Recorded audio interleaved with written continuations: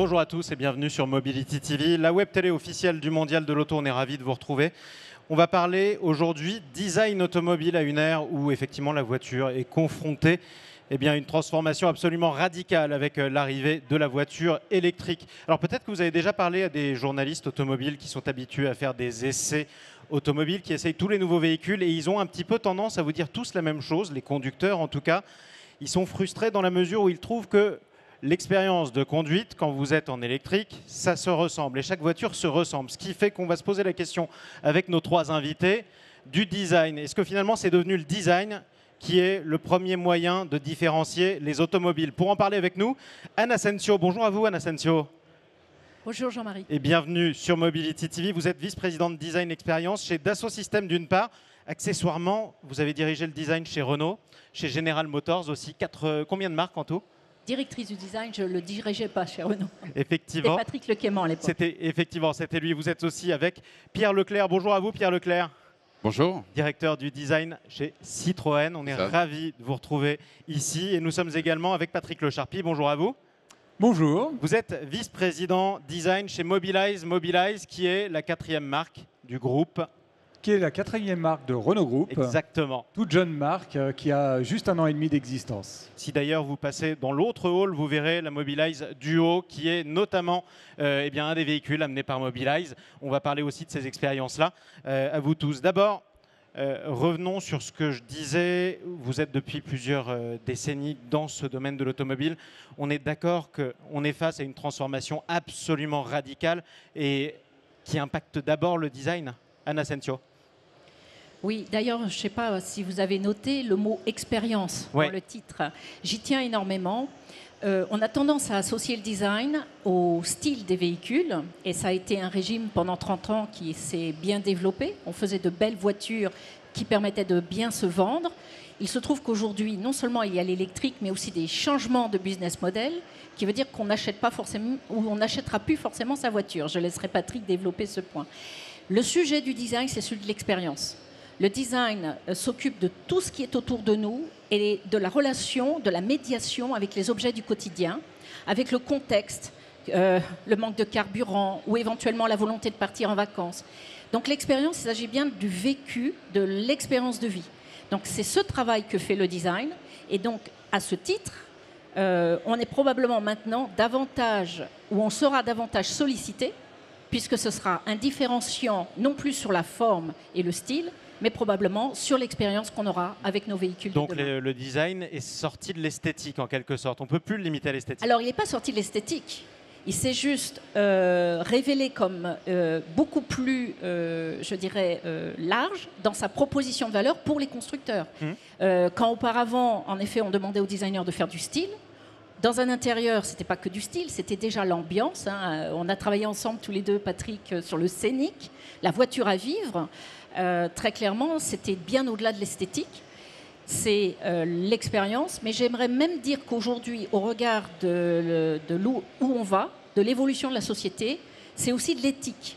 C'est-à-dire, il ne s'agit pas de faire du design pour vendre plus, il s'agit de mieux designer des solutions qui vont nous permettre de continuer à bouger, à nous déplacer, mais de manière durable. Donc on peut considérer que le design couvre tout ce spectre et qu'il aura très clairement un rôle encore plus important à jouer dans le futur. Alors Patrick Lecharpy, vice-président design chez Mobilize. Anne Asensio le disait, vous avez travaillé l'un et l'autre. On peut d'ailleurs vous féliciter l'un et l'autre sur le premier Renault Scénic. À l'époque, c'était déjà une voiture révolutionnaire puisqu'elle a quand même imposé son style et elle a imposé sa marque. Elle a créé elle a créé un marché concrètement. Est-ce qu'aujourd'hui, on est face à une rupture encore plus forte ? Alors cette nouvelle marque Mobilize dont je représente le design, c'est une marque de service. C'est une marque de service de mobilité. Elle est là pour accompagner notre changement de consommation de la mobilité, pour nous faire passer de la possession à l'usage. Aujourd'hui, nos voitures, elles passent personnelles, elles passent 90% de leur temps à l'arrêt. Nous, notre ambition, c'est d'aller vers du 50%, ce serait déjà merveilleux, pour à la fois limiter le nombre de véhicules dans la ville et être beaucoup plus vertueux pour aller vers le zéro émission, le zéro carbone. Ça, c'est l'ambition de cette nouvelle marque qui a été créée par Luca de Meo il y a à peine 1 an et demi. Raison pour laquelle vous illustrez ce précepte, ce postulat selon lequel on n'achète plus ou on n'achètera plus forcément sa voiture. Le modèle de consommation de Mobilize, le modèle d'usage, c'est l'abonnement. Vous pourrez vous abonner à la mobilité Mobilize pour 3 mois jusqu'à 3 ans. En fait, vous aurez la liberté de pouvoir utiliser nos véhicules en fonction des déplacements, en fonction de vos besoins, que ce soit du transport de personnes ou encore du transport de biens. Alors justement, je vais vous poser une question un petit peu abrupte, mais si, imaginons que je vienne d'arriver tout juste, que je n'ai pas entendu l'introduction de cette conférence, où est dans ce cas-là le rapport entre cet usage et le design? Justement, quel est l'impact de l'un sur l'autre? Alors quand vous pensez design dans l'automobile, oui, vous pensez la forme, le style, les couleurs. Aujourd'hui, on pense expérience, comme l'a expliqué Anne tout à l'heure. Et l'expérience utilisateur de demain, elle va commencer là. Et le travail du designer, mon travail aujourd'hui, constitue pour moitié de créer l'expérience à partir de votre portable, à partir de votre ordinateur, pour vous amener à optimiser cette expérience de mobilité. Je vais où? Ça se passe comment? Je découvre le véhicule. Ça se passe comment? Quel véhicule je vais choisir pour faire ce que j'ai à faire? Ça se passe comment? Et cette expérience digitale va vous accompagner dans le véhicule. Aujourd'hui, vous prenez un véhicule que vous ne connaissez pas. On a tous testé ça. Vous avez l'éclairage, soit sur des petites manettes à gauche, soit de façon rotative en fonction de la provenance de votre véhicule. Les essuie-glaces, ça marche d'une certaine façon dans certains véhicules, vers le haut, vers le bas dans d'autres. En fait, vous avez à découvrir à chaque fois l'usage et vous allez y perdre un certain temps. Dans le design de l'expérience, c'est aussi faciliter ce premier contact avec le véhicule et finalement vous aider dans cette découverte d'usage. Avec Duo, on va même plus loin. On est allé jusqu'à inventer sur notre planche de bord un interface très intuitif où tout est écrit. C'est-à-dire que vous rentrez dans le véhicule, premièrement, vous savez comment le mettre en route. Deuxièmement, vous allez devant. On n'est pas perdu. Vous n'êtes pas perdu, vous êtes rassuré. Et si quand bien même vous aviez une question, vous aurez un petit avatar que l'on appelle Ludo et qui va vous répondre à toutes les questions. Est-ce qu'on peut dire dans ce cas-là, Pierre Leclerc, que le constructeur automobile, ou même d'ailleurs l'automobile, est en train de se transformer presque en tour opérateur de votre journée? C'est-à-dire que vous savez où vous serez, laquelle, quel moyen de transport, quelle destination, quelle étape? Alors ça, c'est une partie de l'expérience qui est super importante. Je suis content en tout cas qu'on parle aujourd'hui de la différence entre le style et le reste du design. Vous qui dirigez le style chez Citroën. Oui, alors que le style, c'est vraiment un mot que je n'ai jamais aimé et qui est typiquement français. Le design, c'est beaucoup plus que le style. Le style, c'est une partie du design. Le design, c'est la conception de l'architecture avec nos ingénieurs. C'est les proportions du véhicule et de fait ce qu'on va y faire, etc. Donc c'est beaucoup plus que le style. Je parlerai d'une autre sorte d'expérience aujourd'hui qui va nous être possible avec des technologies comme la technologie autonome. Qu'est-ce qu'on va faire le jour où on ne conduira plus? On va vous rendre du temps. On va rendre du temps aux utilisateurs, du temps pour faire d'autres choses. Et là, tout est à créer. Donc, le rôle du designer est vraiment important dans les futurs projets et autres que du style. Ceci dit, le style est aujourd'hui la manière la plus facile ou la meilleure marché, en tout cas, et la plus efficace de différencier des objets. Donc ça coûte presque moins cher d'avoir du style. En tout cas, c'est dans les qualités que doit avoir une automobile. Malgré tout, avoir du style, c'est la première chose. C'est quand même l'enveloppe extérieure. Je pense qu'on voit ce qui se passe depuis 30 ans dans l'automobile. Il y a plus de 30 ans, chaque studio automobile n'était pas tellement grand et était en compétition avec toutes les marques comme Bertone, Pininfarina, Giugiaro, etc. Et eux faisaient des voitures pour le monde entier. Parfois les mêmes voitures pour des marques différentes. Aujourd'hui, l'ingénierie sort de nos marques automobiles. L'innovation est à l'extérieur. Par contre, les équipes de design sont vraiment renforcées pour qu'on ait un ADN très fort. Alors, Pierre Leclerc, parlons aussi d'un autre phénomène auquel on assiste, qui est une certaine, alors ça a commencé depuis un moment en ce qui concerne votre marque, mais concentration des constructeurs dans différents groupes. Vous vous retrouvez à avoir le même patron que d'autres marques qui n'ont pas forcément le même style, ce qui fait que vous devez vous différencier de vos concurrents, mais aussi de vos alliés. Comment on fait pour développer une personnalité différente? Qu'est-ce qui fait la différence entre une Peugeot, par exemple, et une Citroën? Écoutez, c'est une très bonne question et je sors ce matin d'une réunion avec Carlos Tavares et mon chef Jean-Pierre Plouet, où justement le 14 sujet, marques, on peut préciser, 14 marques au sein de Stellantis, ça fait quand même beaucoup. Et donc c'est le but de cette réunion, c'est de montrer notre ADN de style et de différencier les marques. Donc c'est vraiment quelque chose qu'on construit, on passe beaucoup de temps à essayer de trouver notre identité. Et c'est là le rôle de Jean-Pierre, qui est notre patron et qui est le patron de 8 marques en Europe, c'est justement de nous dire, va pas là, c'est Peugeot, va pas là, c'est Fiat. Est-ce qu'on s'y retrouve? Ça, c'est Citroën. Oui, absolument. C'est très bien fait. Et une Citroën n'est pas une Peugeot, une Citroën n'est pas une Fiat, et on arrive vraiment à se différencier. Mais il faut être très clair dès le départ. Il faut être très clair. Ça, c'est un phénomène auquel vous avez été confronté dans le passé dans d'autres groupes automobiles aussi. Oui, tout à fait. General Motors, puisque j'ai repris la direction de General Motors et la différenciation des 8 marques à l'époque. Donc, on se retrouve finalement exactement dans cette même expérience de métier à délivrer l'ADN de la marque par une définition de l'expérience de chacune de ces marques à un niveau très infra. On est vraiment, non pas dans le régime c'est vrai ou pas vrai, c'est-à-dire cette marque est vraiment Citroën ou vraiment Peugeot ou Cadillac versus Chevrolet. On est dans un régime infra qui est du régime de l'humain. L'expérience et le design, on ne l'a pas dit, mais ce qui est important, c'est qu'en termes de finalité, on dessine pour les humains, pour les usagers, pour les consommateurs, pour les citoyens. On ne dessine pas pour que ça se vende. On dessine pour que ça serve au mieux et de manière durable. Donc cette expérience qui est quasiment infra, c'est un régime de création. Et ça n'a rien à voir avec l'ingénierie qui va juste s'assurer que la voiture fonctionne bien ou du marketing qui va faire en sorte que cette voiture va se vendre parce que ça va rapporter énormément. Le régime du design, c'est s'assurer de l'adéquation, d'être le médiateur entre des besoins d'individus, des humains, et le résultat. Et ça passe bien sûr par du style. Mais pas seulement, ça passe par un langage. On utilise le mot langage, n'est-ce pas? C'est tout ce qui fait qu'on se reconnaît dans la vie. Jean-Marie, Anne, on est différents. On se reconnaît, les humains se reconnaissent. Ils font la même chose. La sémantique d'un objet, tout le monde la reconnaît. Et il y a des gens qui se disent « Ah non, moi je ne suis pas du tout Peugeot. Je suis Citroën. » Est-ce qu'ils savent pourquoi dans ces cas-là ou pas? On a tous entendu cette phrase. Non. Et c'est ça qui est intéressant. On vit dans un monde où on pense que les choses sont ou vraies ou fausses. Mais il y a deux autres modalités. Et une modalité que je vais saisir, c'est celle du désir et de l'amour. Vous ne vérifiez pas que c'est vrai que vous aimez votre femme, vous l'aimez. Ça suffit pour se marier avec. Exact. Donc, la question du design est un ressort humain complexe, total, qui prend la tête au corps, la dimension sensorielle, et ça parle tout autant aux gens que la chose rationnelle en disant achetez cette voiture, vous allez pouvoir mettre tant de mètres cubes dans le coffre. Et les marketeurs vont vous dire c'est pour ça qu'il faut acheter cette voiture, ce qui est totalement faux.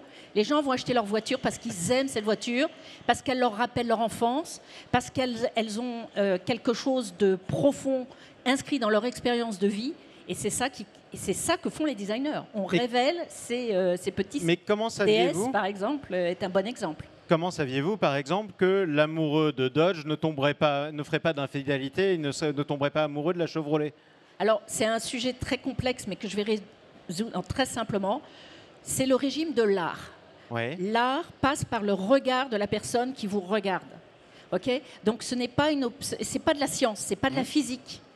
C'est-à-dire que ce que vous voyez contribue à l'adoption de cette chose-là. Une expérience que vous essayez une voiture, et c'est ce ressenti du corps qui dit « elle me correspond ». Et les designers travaillent sur ce sujet-là. Ils font 5 ans d'études, parfois 7 ans d'études. Ensuite, ils travaillent cette expérience. C'est un art d'être designer, vous voyez. Et c'est surtout un travail très, très sérieux et qui nécessite d'aller dans de très, très bonnes écoles. Strat College est là. Il y en a d'autres ici qui sont présents. Un certain nombre. Je vous encourage à aller voir comment on apprend à être designer. Et c'est très sérieux. Et moi, je considère que c'est même plus sérieux que d'être un scientifique. bien que nous ayons besoin de travailler avec les scientifiques, les ingénieurs, et c'est tout aussi important. Alors, Patrick Le Charpy, quand vous avez commencé avec vos équipes à travailler sur la Mobilize Duo, par exemple, je prends cet exemple s'il vous convient, quelles sont les premières questions que vous vous êtes posées à la place de son utilisateur? Alors, d'abord, nos véhicules, ils sont faits pour être partagés. Ouais. C'est des véhicules que vous ne possédez pas.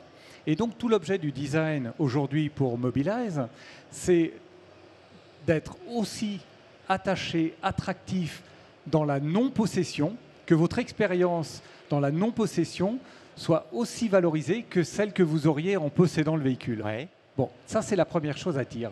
La deuxième chose à dire, c'est que dans l'usage, pour une marque comme Mobilize, dédiée à la mobilité partagée en ville, des choses très concrètes pour améliorer cette qualité d'usage.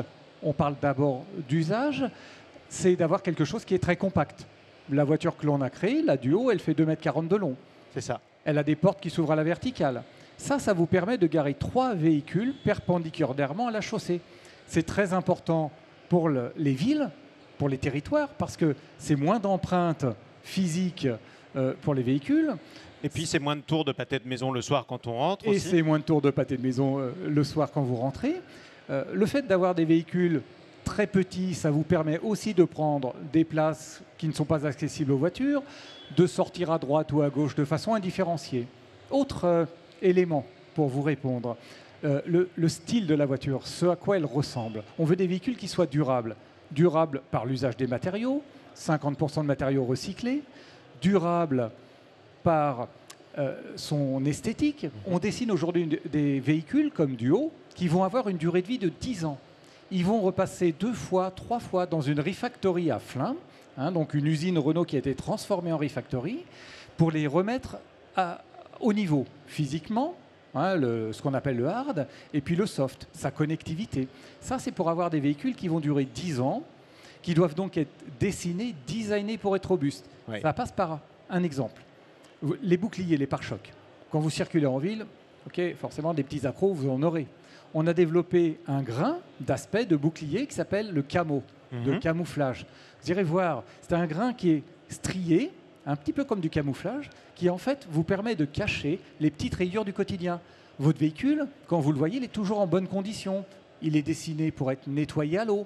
On a une évacuation dans la cave à pied qui vous permet de chasser l'eau. Le véhicule, il a été travaillé jusqu'à prendre en considération l'olfactif, ce sens qui vous dit quand vous rentrez quelque part de façon totalement immatérielle. On est chez soi. Que le véhicule, vous êtes chez soi, vous êtes dans une marque qui est ludique et ça respire la propreté. Alors, vous en avez presque trop dit ou pas assez, parce que qu'est-ce qu'on respire du coup quand on rentre dans la Duo?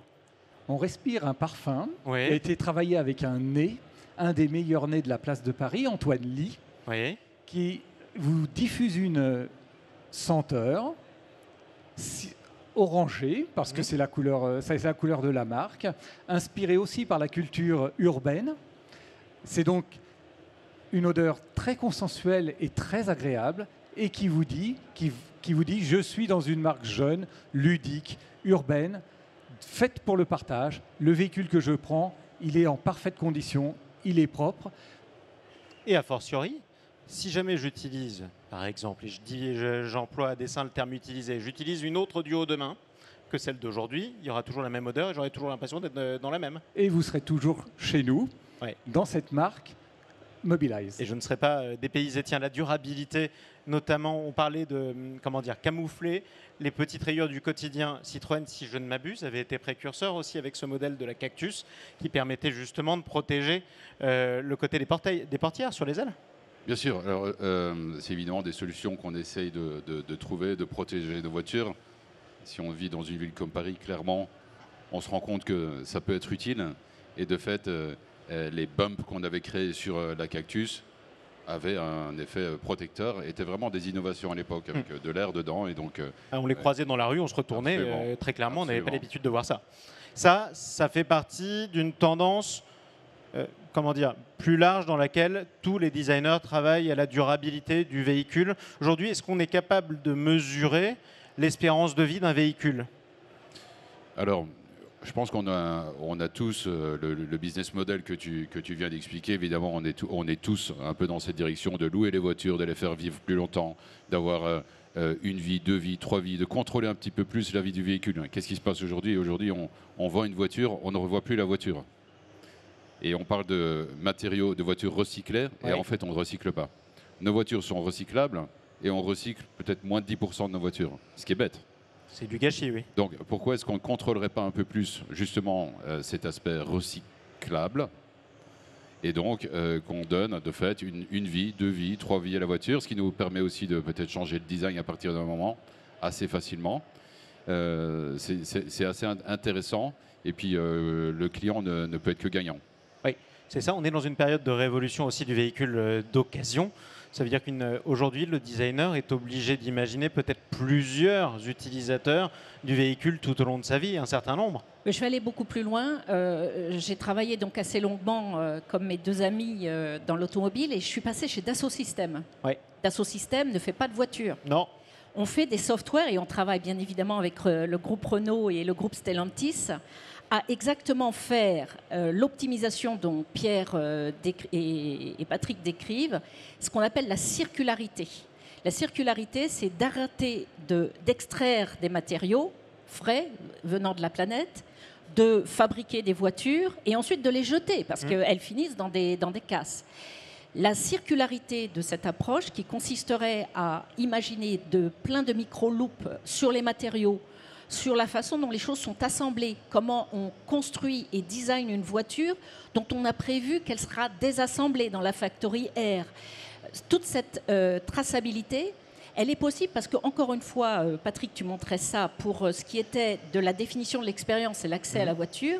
Mais ce qui se passe, c'est qu'aujourd'hui, on a digitalisé toutes les opérations de design. On dessine les voitures en 3D, on connaît toutes les pièces, on les trace, mais à la pièce près, dans l'aviation, au rivet près. On peut donc tracer absolument 100% d'un flux de design. Et tout commence par le design. Donc les designers qui auparavant dessinaient pour que l'entreprise vende plus, aujourd'hui, les designers dessinent pour que nous extrayons moins de matières premières, pour que nous redesignions à partir de nos déchets, et ça va très clairement modifier le design de ces voitures. Est-ce que pour autant quelqu'un aura, et j'en ferai partie peut-être, la nostalgie de ces voitures que nous avons designées? Pourquoi elles étaient designées comme ça? Parce qu'elles étaient faites en tôle, qu'on pressait, et pour lesquelles il fallait des continuités de surface. On voulait qu'elles brillent, on voulait que la lumière qui passe dessus soit en continu. C'était notre style du XXe siècle. C'est fini. C'est fini. Et ça va même beaucoup plus loin, puisqu'aujourd'hui, on utilise des algorithmes qui reproduisent des comportements du vivant. Je pense par exemple à ce qu'on appelle le design génératif, où on va calculer la structure de la voiture en donnant les contraintes à l'ordinateur qui va produire de manière générative la structure en prenant l'algorithme qui reproduit la densité des os. Ça, c'est ce que nous faisons chez Dassault Systèmes. Pourquoi la densité des os? Parce que la densité des os, si vous regardez un os à l'intérieur, vous avez donc des structurations qui vont augmenter à des endroits locaux, l'endroit où l'os doit être très rigide pour supporter le poids du corps. Et dans les autres endroits, la nature fait bien les choses, c'est léger, sinon c'est du poids à transporter pour rien. C'est exactement ce dont on a besoin pour les voitures, pour les avions, et donc pour tout ce qui... Donc on optimise l'usage de la matière première et sa transformation. On optimise quand elle est déjà chez nous en train d'être transformée, mais surtout on optimise le poids. Ça veut dire aussi donc des batteries plus efficaces, ça veut dire des déplacements qui coûtent moins d'énergie. Donc vous voyez, on est dans un écosystème, un système d'écosystème que Mobilize et Citroën, d'ailleurs aussi avec Oli et des concepts comme cela, sont en train de véritablement transformer. Et nous, les designers, ça ne nous pose aucun problème. Parce que le style d'avant, c'était l'adaptation aux époques d'avant. Ce qu'on fait aujourd'hui, c'est style absolument remarquable. J'adore Oli, hein, c'est vrai, et ce que fait... enfin, toi, tu as déjà fait le Twizy. C'est pour moi la description du futur. On va vivre le futur. Parlons d'Oli justement. Tiens, c'est quand même un concept assez révolutionnaire qui est lancé par Citroën, que vous allez présenter à tous ceux qui sont présents avec nous. Oui, bien sûr. Alors, on aimerait l'avoir ici, mais il n'est pas ici, Oli. Il est en tournée, donc un petit peu partout. Mais c'est un très beau projet, on en est très fiers. C'est un projet pour lequel on a essayé de faire 4 choses. La première, c'est montrer une nouvelle identité de marque. C'est important, avec le logo, les éclairages, le langage de forme, etc. Et puis, on s'est concentré sur 3 choses, et il ne faut pas essayer de faire tout avec un concept car, parce que sinon, ça devient une voiture de production. On a essayé de travailler sur des matériaux légers et des constructions légères.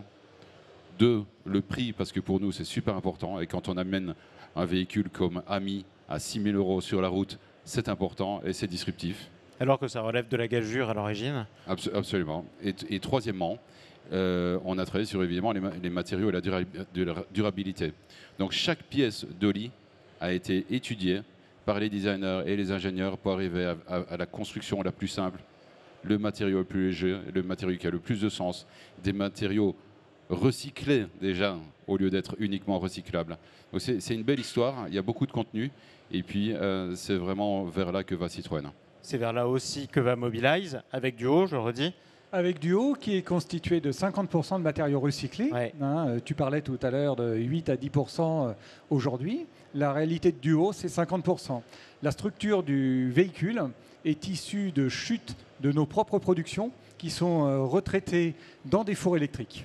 Donc, ça nous permet d'aller vers 50% et plus de matériaux recyclés. Vous pouvez voir dans Duo les sièges qui sont constitués à 50% de liège et de semelles de baskets recyclés. Donc cette recherche aujourd'hui de matériaux recyclés fait partie de notre quotidien. Et comme le dit Pierre, on est au début de l'histoire parce que le fait d'utiliser des matériaux recyclés implique qu'on ait les filières de recyclage. Et certaines filières existent, d'autres n'existent pas, sont à développer. C'est tout l'enjeu de cette nouvelle société du groupe Renault pour le recyclage des matériaux. Alors si je sors du parc des expositions ici, je croiserai aussi, on est à Paris, beaucoup de gens qui n'aiment pas la voiture, qui vont vous dire que ça pollue par définition. Est-ce que ça, c'est pas la preuve aussi finalement que le monde de l'automobile, et il n'a pas attendu d'ailleurs les politiques ou les associations, est devenu résolument écolo ? Je crois que l'automobile l'a toujours été parce que écolo, ça veut dire s'inscrire dans un contexte et l'automobile s'est toujours adapté à ce contexte et assez rapidement et ça a souvent été une industrie pionnière. Donc je pense aussi qu'il se passe aussi quelque chose au-delà de la marque, au-delà de l'ADN des marques qui sont absolument essentielles parce que c'est ce qui crée la loyauté des personnes qui vont vouloir utiliser ces produits, puisqu'ils ne les achèteront pas forcément. Au-delà, c'est la façon dont va se structurer l'industrie et donc le monde du design qui va davantage collaborer. Pourquoi ? Pas parce que pour faire un design, comme on vient de le décrire, ça sort du contexte, du périmètre, du contrôle de ce que le designer peut faire. Et donc on voit émerger, moi j'aime beaucoup cette notion d'écosystème, même si c'est un peu abusé que d'en parler, mais demain, pour faire un système de mobilité qui soit à la fois pérenne, qui soit recyclable, qui soit bon pour la planète, eh bien on va devoir s'ouvrir à travailler ensemble avec des disciplines et des savoir-faire très différents. On va devoir tous les trois peut-être travailler ensemble à définir et accélérer ces modèles-là pour aller beaucoup plus loin. Donc je pense que l'avenir va nous réserver beaucoup de belles surprises. Moi, mon rêve, et c'est déjà ce que je fais chez Dassault Systèmes, c'est je suis designer, mais je travaille avec des scientifiques, ou je travaillais avec des ingénieurs avant, mais beaucoup plus avec des scientifiques, avec des gens qui imaginent beaucoup plus se saisir du vivant pour imaginer finalement ces écosystèmes viables et pour lesquels, je l'espère, on n'aura pas à se poser la question justement de leur impact et leur impact. Exactement. Ce sera naturel, ce sera la continuité de notre corps. Et ça nous accompagnera. Dernière question, elle est importante, il y a beaucoup de jeunes aussi qui passent, des étudiants parfois. Designer, c'est toujours un mot qui a été prestigieux, notamment pour les jeunes. Quelle qualité il va falloir pour devenir designer ? Je pense que la créativité, quand on engage un designer, ce qu'on essaye de voir dans son book, dans ses dessins, c'est jusqu'où tu peux aller, quel est ton processus de pensée, quelle est ta créativité. Ça ne nous intéresse pas d'avoir un bon exécutant, c'est quelqu'un vraiment qui va amener sa patte à la marque. Donc ça reste quand même une discipline presque artistique, on en a parlé. De création, oui. C'est une discipline artistique.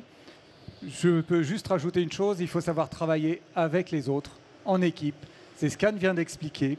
Le design, c'est être capable de fédérer autour de soi toutes les compétences pour arriver à un résultat. Et c'est ça qui le différencie légèrement de l'art, où l'art est centré sur la personnalité de l'artiste. Le design, c'est l'art importé à l'industrie. Donc c'est un peu un effet qui se coule. C'est la création, mais à faire ensemble. Et à faire ensemble, ça veut dire aussi avec les citoyens, parce que je crois que ce qu'on fait déjà, c'est on design les voitures avec les gens qui vont les utiliser. Et ça, c'est pour les jeunes, c'est très important de concevoir cette idée que le designer, c'est pas un artiste, c'est un créateur qui va peut-être faire un monde meilleur. Enfin, du moins, nous l'espérons. Mesdames et messieurs, 3 créateurs qui étaient avec nous sur Mobility TV au Mondial de l'Auto. Anne Asensio, vice-présidente Design Experience chez Dassault Systèmes. Pierre Leclerc, directeur du style chez Citroën. Et Patrick Lecharpy, vice-président Design chez Mobilize. Merci à vous d'être intervenus sur Mobility TV et au Mondial. Et on vous souhaite toujours une bonne continuation au Mondial de Paris.